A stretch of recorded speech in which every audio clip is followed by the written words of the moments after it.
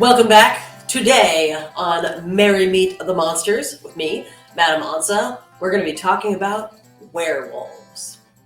So, what is it with me and werewolves?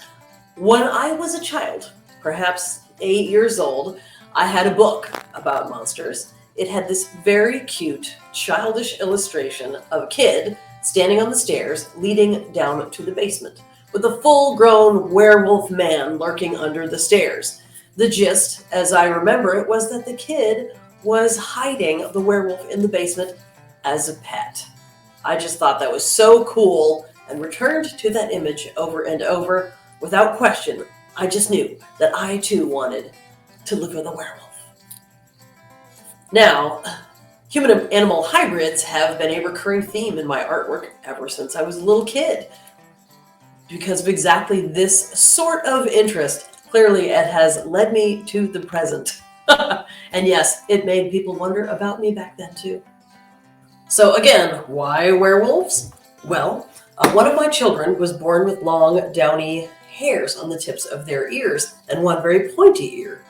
And although that child has since grown up to be convincingly humanoid, they remain obsessed with werewolves.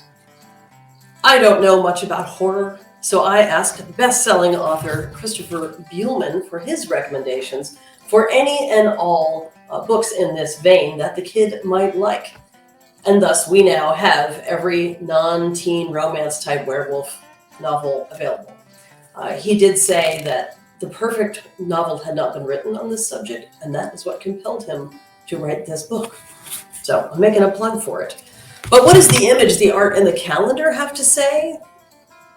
I just knew I had to have a werewolf in the Advent calendar, and I kept thinking, what does a werewolf mean relative to the holidays?